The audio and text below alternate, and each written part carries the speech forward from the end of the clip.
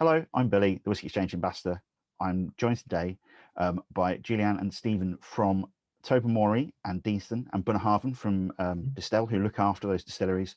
And we're here today to talk about one of the spirits they make at Tobermory. I'm not going to say what it's called yet because I need some help with that. So, but first things first, you guys want to tell us who you are and what you do? Julianne, do you want to go first? Oh, sorry. Ladies first. Oh, ladies first. I'm Julianne Fernandez. I'm the master blender for Distell, so I look after all of our single malts and blends. Excellent. Good morning. My name is Stephen Woodcock and I'm the master distiller. So I tend to look after the distillation side of life across all three distilleries. So that's Tobermory, Deanston and Bunnahabhain. So first things first, and I know I've asked you this before, Steve. The spirit we're talking about smoky whiskey made at Tobermory Distillery. What's it called? How do we say it? And start from there. It's quite an interesting one, isn't it? Because on paper it should be one of the easiest to pronounce. But if I hear Ledaig one more time, then I might just throttle somebody. So always see, Billy, you keeping people right in social media. So I am told that the right way to pronounce it is Ledaig. So, in the wee kind of mnemonic that goes with that is kind of chicks lay eggs, if you like, Ledaig. So, everyone's got a different idea, but I don't think you'll get chucked off the island if you pronounce it like that. So it'll be fine. Yeah, well, I did go to the island and I asked people there, and I got 4 or 5 different responses, and sometimes different depending on the time of day from the same person. So yeah, I reckon it's some kind of scam just to confuse us. But anyway, so. So Ledaig, the smoky whiskey that you guys make at Tobermory, do you want to tell us a little bit more about Tobermory and the spirit? Sure. Well, that's where we start. I mean, the new make spirit, and I think it's, Julianne and I always have, good fun with this because, of course, as a blender, she's of the view that the wood makes the whiskey, where I'm more of the opinion that, well, if you don't have decent foundations, you're not going to build anything of any great notes. So I think it's all about the new make spirit. So, but of course, when we come on to the blending side of life, Julianne will doubtless keep us right. So, so Tobermory, which of course was originally called Ledaig Distillery, up until I think the late 1970s when it was changed over to Tobermory, and of course we do the 2 spirit types, Tobermory being historically unpeated, and Ledaig being peated. So we still do have some Ledaig in stock. So it is referred to on our management system as still originally Ledaig. So anything subsequently made with peat's called P-Ledaig, imaginatively. So we still do have some of the original Ledaig kicking about. The distillery itself is fantastic. I mean, I'll spend just a minute talking about that. It's tucked away in the corner of the village, and the part of the village known as Ledaig, which I think does translate as safe harbour. Really small distillery, 5-ton mash tun, 4 washbacks, and a tiny wee still house.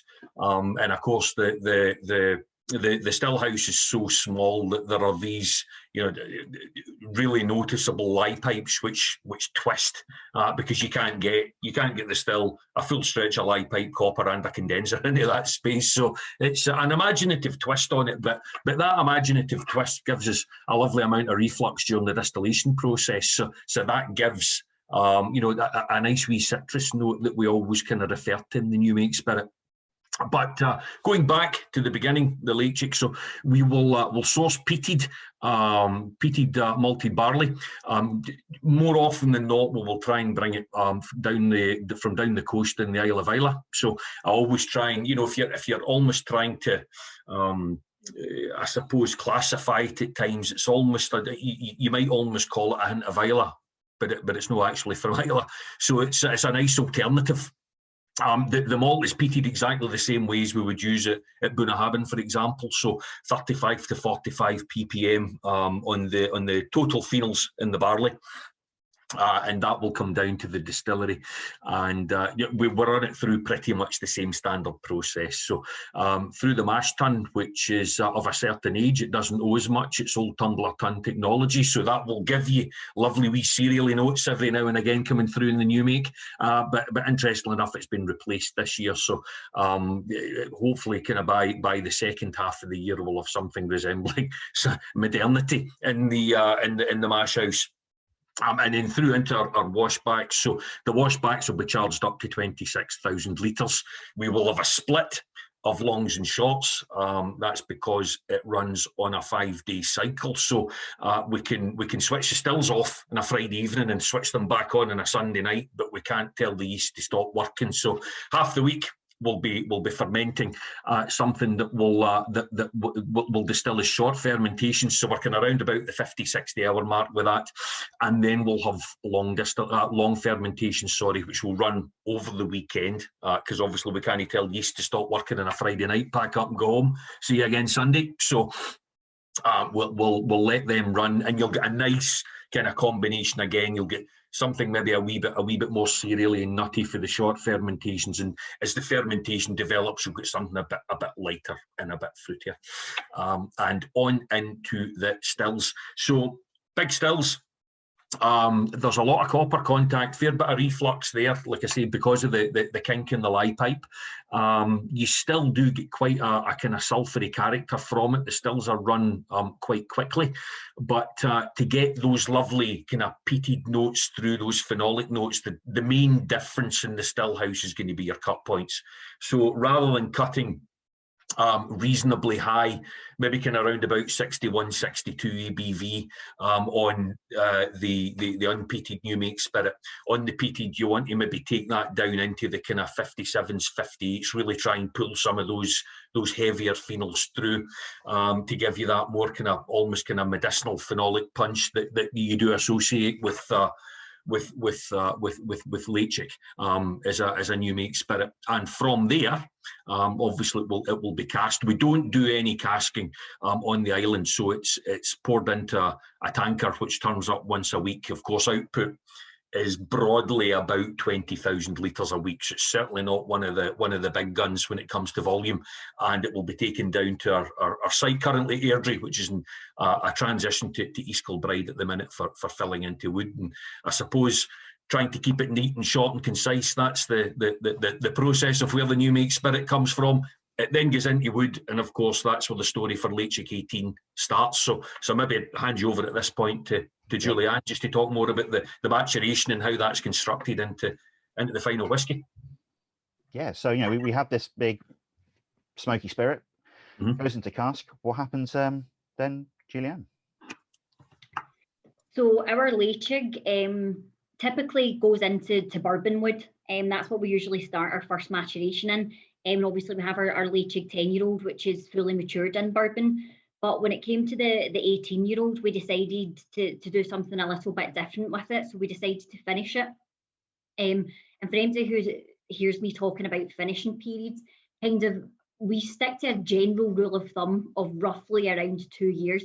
Now that's always going to be different for your different whiskies, your different cask types, but just with the climate we have in Scotland, quite often we don't get away with much less than that. It's not exactly the warmest temperatures here, so sometimes you're not getting the most out of your cask. So we need that little bit longer for it to take on the flavours.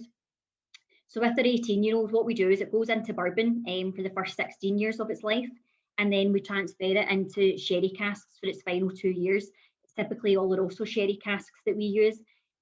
First fill Oloroso casks, and they're absolutely beautiful, and that gives us a liquid that obviously we think is absolutely phenomenal. So I mean, the colour that it takes on is just exquisite. It's a sort of deep copper gold, absolutely beautiful. And on the nose, it's such a rich nose. You can tell that it's got the maturity about it. Really, really rich. A lot of kind of fruity sherry notes coming through there. The beautiful smokiness is just integrated beautifully into it. That's what I love about this, on both the nose and the palate. It's a beautifully well-rounded and integrated liquid. What we've not got is essentially the Ledaig spirit and then the sherry notes coming through at the back, or vice versa. The two of them complement each other really, really beautifully. The balance of the phenols, kind of seaweedy notes, and it's got a kind of spice in there as well, almost like dried chili flakes. And then the kind of sweet oak starting to come through as well, right at the back on the nose. So our 18-year-old, like the rest of our core range, it's non-chill filtered, and it's at 46.3%. So you do get a beautiful rich nose, and as we go on to the palate, you get a beautiful kind of creamy mouthfeel with this. It really coats the palate, and that's obviously a mixture between the oils that we keep in there, and just how rich this liquid is. So again, on the palate, the sherry notes are coming through, but then you start to get, it's almost a kind of herbal smokiness that comes through. Absolutely beautiful. And then for me on the palate is when you're really getting the citrus coming through. So especially the orange peel that Stephen mentioned that you get, obviously made in as part of the distillation process. Hints of coffee in there. Again, a little bit of sea salt starting to come through, bit of tobacco and white pepper. And a beautiful, really long finish. Again, just so balanced. The smoke on the finish, it doesn't overpower any of the other flavors. There's still a little hint of licorice in there, a little bit of sea spray, and it's just absolutely phenomenal. And for me, that's what I really love about Ledaig, is that the peat's not overpowering. So if you're maybe somebody who is starting on their whiskey journey and starting to get into peated whiskey, something like a Ledaig 18 is perfect for that, because it's something that you can kind of 3 or 4 of, and the peat's not going to kind of kill your palate. It's not overpowering. It's absolutely beautiful. It's so well balanced, and then the sweetness from the sherry, I just think it's a phenomenal liquid. Yeah, I'm, as I say, I'm a bit of a Ledaig fan, and such a different range of flavors across the entire range, from the sort of the more youthful sort of punchier things all the way through to, as you say, when the 18-year-old starts rounding off those edges and creating this really well-balanced, well-integrated spirit, which shows off that sherry and that distinctively different, you may say it's almost like an Islay whiskey, but not. It's not. It's something a little bit different style of smoke and different type of whiskey entirely. I'm really pleased. It's a whiskey that over the past decade has really got out into the world more. People have seen more of it, and it's really changed and developed to become this great dram it is today. So, well, thank you very much, guys. Ledaig 18, great whiskey. And while I don't have any with me at the moment, I'm going to try and source some off the guys in the office sometime soon. So, cool. Thank you very much for joining me today. Yeah, I'm sure we'll see you again soon.